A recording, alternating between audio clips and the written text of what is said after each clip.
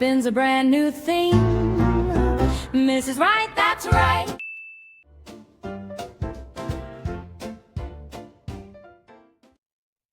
Hello, everybody. It's your favourite podcaster, Mrs. Right, otherwise known as Bronte Bennett, author of The Squire and your podcast host. Thank you for joining us for another episode. Today, I'm very excited to be introducing you to Brittany Ranew. And Brittany is the author of the Fire Prophecies. You know I like a chat, but it's not all about me, so I'm going to hand over to Brittany. Brittany, hi, welcome. Tell us a little bit about you and your world and what you've produced out there. Yeah, thank you so much for having me. This is super fun. I love to gab about books and writing, so this is fun for me, absolutely.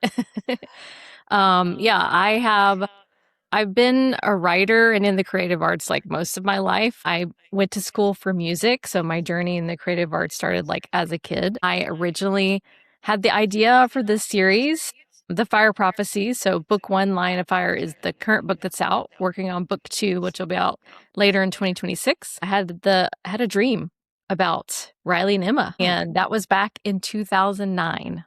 Oh, wow. So since it is 2026, yes, that has been a long time ago. I had a dream about Riley and Emma, and just kind of the idea was like, okay, what would it be like if Riley, as the wizard, starts to fall for the random human girl that he met? He wants to show her his world, and it's like there's just this natural like conflict that happens there, like reconciling two opposite worlds. And from there, I just started brainstorming. And that is how the first book got completed in 2013, which it's been a long time ago since then also. I actually ended up querying agents at that time and got discouraged, as a lot of writers do. And I put it aside and kind of just got back to life. I'm a real estate agent, so life just kind of took over, busy doing work, being an adult. And in 2020, I kind of got the spark of like, you know what? I'm really passionate about the story. I've been passionate about writing and the creative arts for my whole life. Why am I not pursuing my passions more?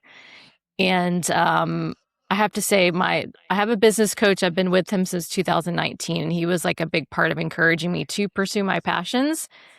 And just, it's like you get busy just living life and you forget about all the stuff that really just fills your soul up. And so that is what got me back into writing. And I tackled the book again, Line of Fire, just did like a full revision. There was like so much work that went into it. And I ended up self-publishing that book at the end of 2023. So excited to realize my dream finally after so long. And then the series got picked up by my publisher, Indigo River Publishing, relaunched with them with that first book bringing it under their umbrella at the end of 2025. And now here I am under deadline for book 2. So Wow. Okay, so you not only are you an author with the Fire Prophecies under your belt with more to come, you also have a full-time job, as so many of us do. Yeah. Another world, a professional world that you also have to navigate. And you were saying, why I'm not doing the stuff that feeds my soul. I can relate to that completely. So you started the book as a result of a dream. Mm-hmm. You finally see it published, and then you're picked up by a publisher, and now you are against a deadline. Does that feel different from having that kind of freedom to choose? Yeah, it does. It's been so different. And of course, it's good too, because I feel like, I know that it has pushed me so hard, like to become a better writer and to just like be able to like focus my efforts and my creative juices and really just like prove to myself that I could do it, right? Like I feel like so accomplished and such a sense of pride having taken like essentially I signed with them in April of 2025. So it's essentially been a year of like just a total whirlwind of understanding more about the publishing process when you kind of get behind the curtain more, as well as just being pushed to better myself as a writer and better the story. And I'm so proud of how far I've come and where the story is now with the help that I've had. And looking back, if there was a piece of advice that you could teleport back in time to your earlier self and give yourself when you first started this journey, what would it be? I think the advice would be like not to give up or get discouraged based on the timeline. It's impossible to know like how long it's going to take to achieve a dream, and I think that, which, it's probably good. It's probably good that we have some like ignorance in that when we first get started, because it's just you're excited and you want to just, full steam ahead. The reality is it often takes way longer than you think it's going to like achieve a goal or a dream like that. And yeah, I think I would have just like told myself like, hey, don't get discouraged, keep going, because if you don't quit, you can't lose. That's the truth of it. And also just like trusting the process. Like I know now that I can look back, I can see how I needed to be the person that I am today to be at this point to get the best book out in the world. And but you can't see that when you're in the moment. And so, when I had the idea for the story in 2009, I was only like 2.5 years removed from graduating college, and I went to school for music, and I was not a professional singer at that time, which is what I wanted to be. I wanted to like go, kind of do my thing, grind it out, like maybe move to New York, go on Broadway. Like these were kind of all the hidden dreams that I have, and I didn't realize those.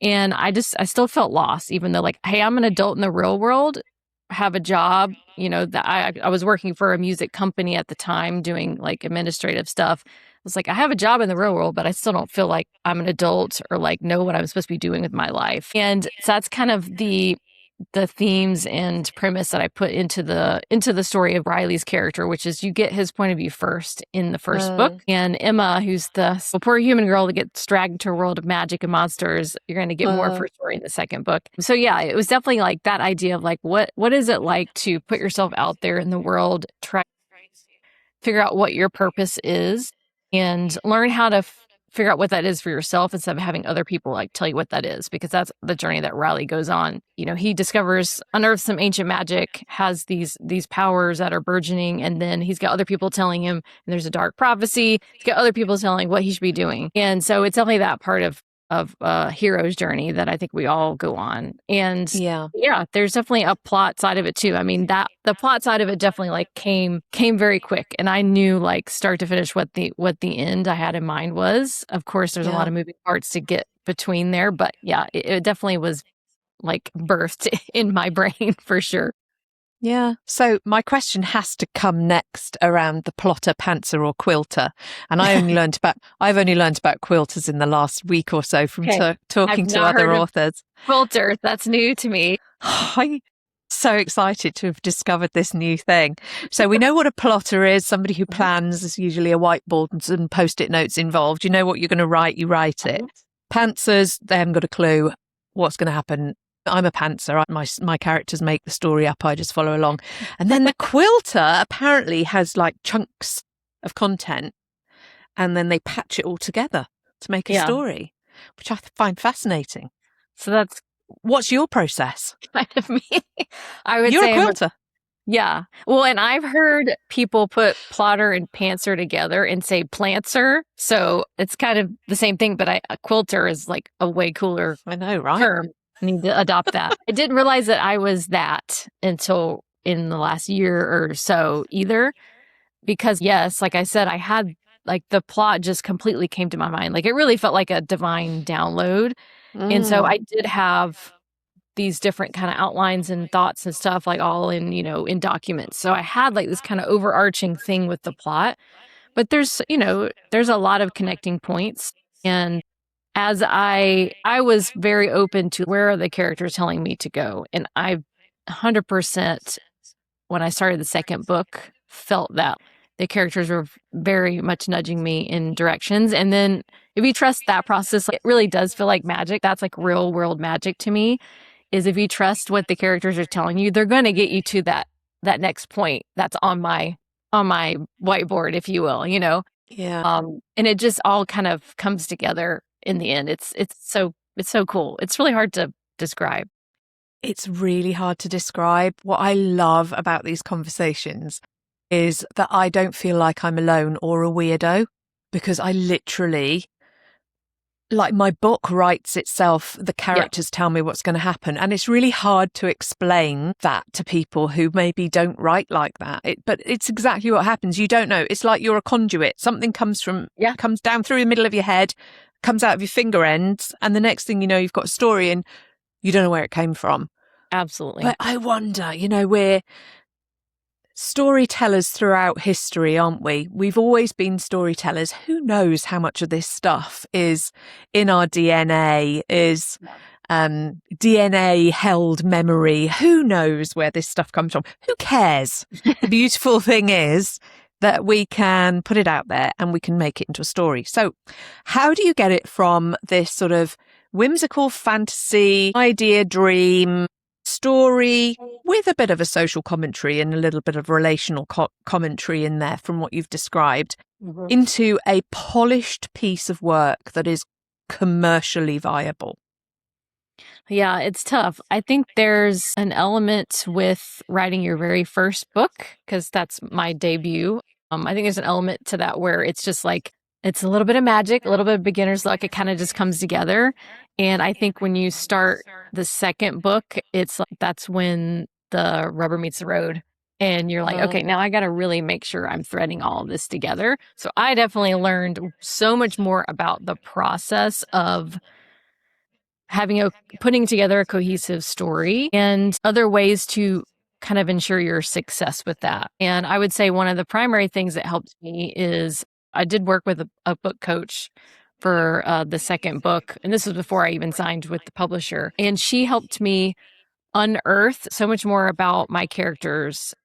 And I already knew it. Like, it was all in here, but she was able to coach me through, hey, these are some real questions you need to be asking yourself and answering them as the characters, because once you know this information, it's going to help the writing process. You're going to speed through this and it's going to help keep it cohesive, which is the whole point, So, character development in a sense, and just trying to understand what are the internal stakes and what are the external stakes for the main character, and how do those conflict with each other. Riley and Emma, it's a friends to lovers story. So you've got, what are their core misbeliefs? How are they viewing the world in a way that's, in error? And they've got to go on this journey to kind of unpack that and overcome some of that. And that also means that they have some core wounds that they're trying to overcome in the process. And often, like, when you have those love interests, there's similarities between that stuff. And that's how they end up relating. And that's how they kind of go on that journey together and help each other. And of course, that can be done with platonic characters as well. But particularly, I enjoy that with a romantic, keeping the romantic tension and arc building in the story. Brilliant. Yeah. Learned so much in that process. When you have a professional look it over and they give you feedback, when you've finished licking your wounds, you realize there's so much you can learn. It's so true. Like, you really shouldn't be writing in a vacuum, because I don't think success happens in a vacuum. And even with self-publishing, you've got professional. Like, I had beta readers, I had, professional editor as well. It's just having those people come alongside you, because they're going to be able to see things that you cannot see. And the more people you bring into your circle, I think that helps. And like, specifically with me having the book coach for the second book, like, she completely unearthed stuff that I would have never gotten to on my own. And now that I've been working with a line editor for final revisions, with book 2, I'm like, how was there even more that I needed to unearth? And like, now the book is even better and I can't even believe it. But to your point, it hurts. It hurts when you first, like, you're like, oh, this feels uncomfortable. I don't know if I can do this. Or I thought I did this and how come I didn't? You kind of have all those like emotions that roll around in you. But yeah, because it's yours, isn't it? You've created it. And also, when you read your own stuff, you don't read what's on the page, you read what's happening inside your head. Yeah. Your internal dialogue isn't the same as the actual written word on the page. Yeah, my word, the learning process. Yeah. From writing and putting it in front of an editor to actually publishing something that was acceptable as something to go out into the world. I've never learned so much in my life. And that's I part of the know. reason for this podcast, actually. Every single author I speak to teaches me something, and we can learn so much from each other because we've all had different experiences, but they're all relevant experiences. And I love hearing about mistakes that people have made and how they've learnt from them. So have you made any? And what did you learn? Gosh, so many mistakes. I mean, it just from as a whole, like with trying to market the book and like, there's so many different things. Like, as you said, there's such a big learning curve. As you put yourself out there, you just learn. And I am an entrepreneur. So my default setting is to jump and build the plane as I land, that type of thing. I'm just like, I'll figure it out. And so that's been my process. Yeah, I think, just going back to what we were talking about with character development, I think slowing down enough to really just try to think through your story and figure out what is the most important thing to your characters, and how does that conflict with the plot, and how are they going to move through that and make different decisions as they go along so that you can see them progressing. That's something that I learned a lot with the second book. Is I was like, with earlier drafts, just having my characters cycle a bit too much. And so that's been a huge, and that's the cool thing, is as you go through this process, you just start to take this stuff in, and it just makes you a better writer. So I know with the next book that I start, book 3 of the series, I'm not going to have the same pitfalls. And sure, you're constantly, but yeah, just being able to learn how to like keep that character development, weaving that through, having them make different choices, keep the pacing going. The learning just absolutely never stops. But I also think that's what makes it really fun. Yeah. Slow down. So what I'm hearing through my own filters as a fellow entrepreneur outside of my authorship world is we can be a little impatient. So the entrepreneur profile is very impatient. Yes. And we're not good at waiting for anything, which is probably why you self-published, because you didn't want to have to wait for ages for it to come to life. 100%. And it's certainly why partly why I self-published. But it's okay to take the time. And the other thing I heard recently, and I really liked it, and whether I'll be able to do it is another thing, was if you're not feeling it, just leave it for a bit. If the story's not coming, if you're not getting the plot holes filled, or you just don't know where to go next, just leave it alone for a little while, and it will come. And I have been in exactly that place right now with my book, 30,000 words in, and suddenly I'm like, I don't know where I'm going. I don't know where this is going. So I'm just going to leave it for a bit. And in any day now, I know I'm going to go, I know what needs to happen. And off I'll go again. Have you ever felt like quitting? You're an entrepreneur, you've got a full-time job, you've probably got a family life and a social circle and all of the other stuff going on in the world. Have you ever thought, why am I doing this? All the time. That little voice inside your head, like, you learn to ignore it more and more as time goes by, but it never goes away. And I think that it's been screaming at me in the past year, just because I'm at this inflection point, in my career, still running a successful business, trying to get the second book out. Like, it's definitely that imposter syndrome rears its ugly head all the time. And you just have to, I think, it's like twofold. Like, if you can just tap into like the why, like, why did I start this journey? Why am I passionate about the story? So you're kind of tapping back into like what it is at the heart of it. I think that helps as well. And it's just also trusting the process, trusting that this is like, like I said, I felt like this was a divine download. Like, I feel like I'm just a steward of the story. So just kind of like trusting that process, that, hey, believe in my bones that this is what I'm supposed to be doing, and this is important. So I'm just going to keep going, and it's going to work out. So that's what you got to do. Got to believe in it. And how do you juggle everything? Do you have a set time when you write, or a set place in which you write? What is your process? Yeah, I do have a home office. So that's helpful. And I like to kind of break that up sometimes and go to coffee shops or, things, books, I have a bookstore here in town, Book and Bottle. I practically live there. They sell wine and coffee and all that, but it's also a bookstore. So you can go and hang out and write. So I'd like to break it up and do that with the routine also. I do get up early and write. So I'm usually writing by like 6:30 or so for an hour-ish. And then I kind of get the rest of my day started. So that's definitely like a routine of mine. Often what I find helps is for me to kind of take like a whole day off periodically and dedicate that to write. And I am the type of writer who can pop in and out. So like if I have a spare 20 minutes, I'll just go in there and start writing. So that's helpful. I mean, I have, been on deadline here and there through this process. So I've had to like really shift my schedule around more where I'm like, okay, I'm having to devote more time here. And you just learn to shift your priorities. And that's just kind of part of it. So I think I've just unearthed one of my challenges, which is that I can't just jump in and out. Like once I'm in, I don't want to come out. And so if I know that something's going to distract me from my writing, I won't start because I don't want to be pulled out. I hate it. It's like, I liken it to when you're in the middle of a really intense dream and then somebody says, dinner's on the table, and you're like, no, don't. You've just woken me up from a fabulous dream. I was having such a nice time. I can't bear it. So I think that feeling.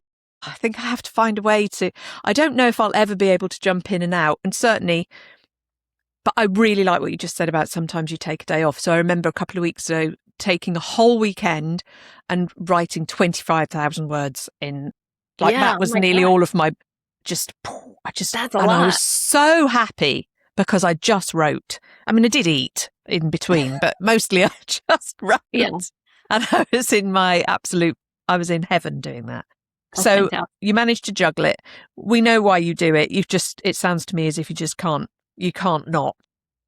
Yes.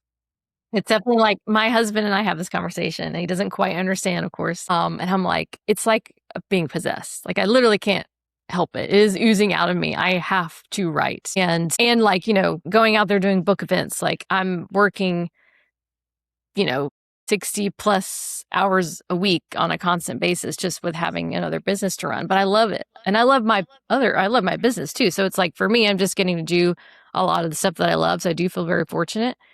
Yeah. But yeah, when you're passionate, it just kind of helps you, keep going. It does. And would you describe yourself as an extrovert or an introvert? I am definitely an extrovert. Very much so. Yeah, me too. I meet a lot of authors who are more introverted. Mm-hmm. And so they tend to find the marketing yourself physically and in real life more difficult. Yeah. But they can be really, really good at the online stuff. So I feel like I'm probably better in person. Naturally, I feel more comfortable like that. But we need to market ourselves all the time, don't we? Whether you're self-published or traditionally published, you're constantly marketing not just your book, but yourself. So Absolutely. What are your strategies for getting you and your work out there in the world? Yeah. Yeah, the marketing, oh man, it's a lot, right? It never really goes away. And I think you also just have to get to a place where you accept that. Like you just have to keep making the content. And, doing in-person events is a big part of that promotion side of it. And like we talked about, like I enjoy that interaction with readers. So that's like an easy part of it. I think it just goes back to priorities and being disciplined. How can I make this process as simple and streamlined as possible and word a bunch of footage that I can kind of copy, paste and reuse, repurpose with other captions. Like you just kind of get into a system of this is the type of stuff that I'm going to be putting out there. And also realizing that from a social media perspective, the majority of your followers they're not seeing every single piece of content you post. So like, it's okay to be repetitive because that's just part of the algorithm. And I think it's just a level of accepting some of that stuff to just keep focused and keep going. Cause it does feel monotonous sometimes. That's good advice. And you've just reminded me I've heard that once before and I wanted to make a mental note of it, that you can recycle content, that it's okay to do that. I think that's really, really worth remembering, especially if you've created something pretty good. It's okay to use it again 3 months later or whatever it may be and to push it back out. Okay, so if then, talking about marketing, if you and I were at dinner together and I'd never met you before and we were talking and you said, I've written a book. And I went, ooh, have you? What's it about? How would you answer the question? So my first pitch line is always, my series is like Narnia meets Percy Jackson, but for grown-ups. Because that gives you the vibes, first off. Yeah. Essentially, it's about Riley Jordan, who is a young wizard, college senior. Every wizard by his age should have already figured out his special path of magic, but he has not figured his out yet, and he's feeling kind of like a loser. So after he unearths an ancient magic and powers he's struggling to control, he has a chance meeting with the human girl that gets dragged into a world of magic and monsters. And guess what? He's also struggling to control his feelings for her too, but finds out she is at the center of a plot to kill all humans. And so he's like at a race against time to protect her, figure out who's behind it. So it's a wild ride. It's got film rights written all over it. Do you think? Let's put that into the universe. Thank you. Let's definitely put that out there. My goodness. And it's a genre that is hugely popular and always has been. And although these days we label things with all kinds of weird labels to try, essentially, if you take yourself back to times like J.R. Tolkien, he was creating all sorts of social commentary, but using all kinds of, like you said, the hero's journey. Mm-hmm. It's a beautiful thing. Your wise guide in Gandalf, and all of the typical storylines and arcs are in there, and we love it and we eat it up. And you can create worlds and you can teach lessons. I remember as a child having Aesop's fables was part of our kind of reading matter, if you like, when we were kids. And I've always liked the idea that a story will always have a moral. The moral of the story is. So what is the moral of the story from your first book? Oh, gosh. I think I kind of go back to this phrase of like, be your own hero, which is like what I write when I sign books. Often it's the name of my podcast. Like, that's what I mentioned earlier with Riley's journey. It does go back to that classic hero's journey of just learning to learning to trust yourself in the destiny that you have and trying to figure out what that is versus like feeling like you got to put yourself into the box of what other people are saying about you, because that's what Riley's up against, is this prophecy that's like ominous and like, what does this mean? And everyone's scared of him with his powers and all that. And it's like him trying to understand that he can trust himself. And Emma ends up going on a similar journey, and hers is a little different because she wants to be a star on Broadway. And yes, I did not plan on this, but apparently I put myself into the book with Emma. How can you not? How can you not? Yeah. I mean, a little bit of you is going to leak in there. Absolutely. It's in all of our characters. It's in Riley too, but like with Emma's journey of wanting to be a star on Broadway, like that's part of her challenge, is learning how to trust herself with like, how can I keep my dreams alive, but also like, open myself up to these different experiences. I think overall moral would be just learning to have faith and trust in yourself and that you're strong enough. That's a nice takeaway. Who were the authors, or what were the stories that most caught your attention when you were growing up? Yeah, as like a young kid, I always just gravitated to anything that was like fantastical, magic related. Absolutely. I wanted to transport myself to another world always. And I think that's also what I loved about music too, because it's like another avenue to do that. And I think that a lot of people have this story. Like as I became an adult, totally got out of the habit of reading and just, it just wasn't a thing. And then I discovered Rick Riordan and the Percy Jackson series, and it just completely ignited my love for reading in magic and that fantastical world. And that's like part of what I love about those heroes' journeys, is they learn to kind of unearth and trust the power within themselves. And that's kind of like a little bit what I put into my series. But yeah, I credit Rick Riordan for like getting me back into the passion of reading and writing. And don't think I would be where I am today if I hadn't have found that series. That's glorious. Did you ever have, as a youngster, as an adolescent, did you ever have a book crush? Like, did you fall in love with any characters in any books that you read? I can't think of any in like the truest sense. I think now, like as like a woman, of course, like now we joke about having all of these book boyfriends, which I mean, right? Riley would be one of them at this point. So as an adult, are there any authors or pieces of work that inspire you now, either in your professional or in your personal life? I mean, Rick Riordan still does because he's still just creating amazing books. I will say that I actually late to the party, but started reading Sarah J. Maas last year. Started doing a buddy read with a girlfriend, and totally fell down that rabbit hole. So of course, we're definitely talking about book boyfriends there with Akatar, and I'm almost done with Throne of Glass too. So yeah, I think definitely those are.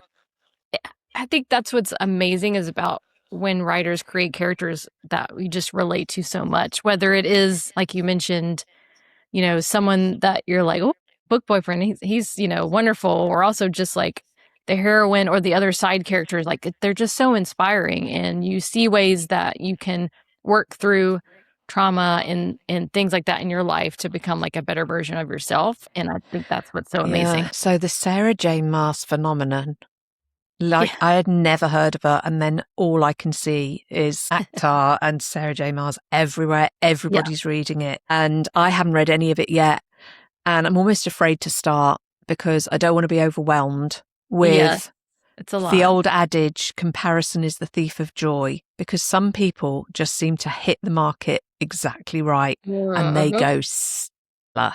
I just wonder what the secret sauce is. I don't know if you have a view on that, whether there's anything that you can identify that really sets these people apart. Yeah.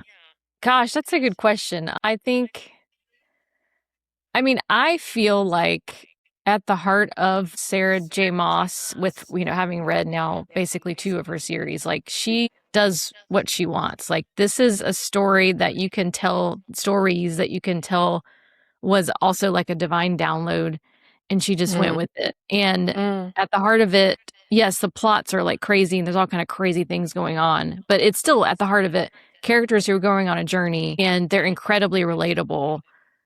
And I think that is like, just as a writer, just being encouraged to, if you feel like you have a story to tell, you just got to tell it, because instead of like conforming to what the market wants, if you're putting together something that powerful, you're going to find your readers eventually. And that goes back to what I said earlier about like, you can't lose if you don't quit. And that's anyone that has a success like her, or name any kind of like, an actor, whatever, anyone like that makes it big. They only got there because they didn't give up. End of story. One piece of advice, if you were talking to an aspiring author, what would it be? Yeah. Yes, you cannot give up. And I think in addition to that is just, you've got to believe in yourself and in your story, because no one is going to believe in it as much as you will. Yes, you will have people come alongside you and champion you, and that is amazing. But at the heart of it, any dream that you have, no one's going to believe in it as much as you do. And I actually heard Reese Witherspoon give that advice she spoke at, I work for Sotheby's International Realty in my real estate career, and she spoke at a conference that we had, which was amazing that I got to hear her. And she said that, and I was like, oh my gosh, that is so true. No one, because I think we want someone to swoop in and save us, and that is also part of like the hero's journey. And like I said, be your own hero. Like that's what we want, because that's the easy button. And again, it doesn't dilute the fact that people do need to, you need support. But at the end of the day, it's really up to you, and you've got to believe in yourself to that level to be able to keep going. Great advice. I'm from the great Witherspoon via you as well. Love that. Okay. My last sensible question to you is, what does success as an author look like to you, and has it changed? Yeah, I think that it is hard. You mentioned the comparison, thing earlier. You do you can easily get wrapped up into like, well, if I don't sell so many books and I'm not successful and all that stuff. And I think it's just kind of getting back to the heart of it. Like what success means to me is being able to have conversations like this, be in the community, support other people in the community, meet readers, and inspire other people to, whether that's write their stories or as a reader to just kind of help process, that's the grief and trauma in their lives and become the Yeah. better version of yourself. So I think that's at the heart of what success means to me. And I think, it's just a constant thing of having to work at to remind yourself of that so that you don't get caught up in the numbers game. Brilliant. I really like what you said there about the reader and how, and it really clanged a bell for me about the number of times I've been in a tough place in my life and I've read something that on the face of it, it's not a self-help book or anything psychological. It's a story, but something in the story has given me a sense of hope and also helped me to feel like I'm a bit seen and understood. And that can come in all sorts of shapes and sizes. So I'd like to finish with what I like to call my Mrs. Right 10 in 10, where I will ask you to think as a reader, not as a writer, and answer the following 10, do you prefer this or that questions as quickly as you can. There are no points and there are no prizes. So are you ready, I'm Brittany, ready for your 10 in 10? Okay. As a reader, sweet or spicy? Sweet with a dash of spice. No authors can ever just answer the question. I'm just saying. Know. Physical book or ebook? Physical book. One book at a time or several on the go at once? Several. Fiction or non-fiction? Fiction. Series or standalone? Series. Reading in silence or with background music? Silence. The music if it's music, my brain wants to solve it because I'm, into music. So it has to be like white noise, zen, like ethereal stuff. Yeah. Gotcha. Bedtime or anytime reading? Anytime, all the time. Borrow from a library or buy the book? I do like having a trophy, so we usually buy, much to my husband's chagrin. Dog-eared or pristine? Pristine. I do like a bookmark. Yeah. Okay, you're a bookmark girl. Yeah. Yeah. Read the book first or watch the adaptation first? I do try to read the book first. That doesn't always happen, but yeah. Same genre or multiple genres? I do read a lot of fantasy, but I try to branch out, but it is a lot of fantasy. So you do definitely have a favourite. Yeah, yeah. Brittany, it has been such a pleasure talking to you. Thank you so, so much for joining us on the Mrs. Right podcast. I will, of course, share details about how to get hold of your work, how to follow you on your social media platforms so that our listeners can connect with you. Thank you for making the time to talk to me and therefore to share with us on the Mrs. Right podcast. And I hope you have a great day ahead. And good luck with all of the work that you're doing right now. Thank you. This has been so fun. I really appreciate it. Thank you so much. A great pleasure. And to those of you listening, that's the end of another episode of the Mrs. Right podcast. But join us again to meet more authors, the people behind the book covers, and learn about the stories that are out in the world for you to enjoy. Bye for now.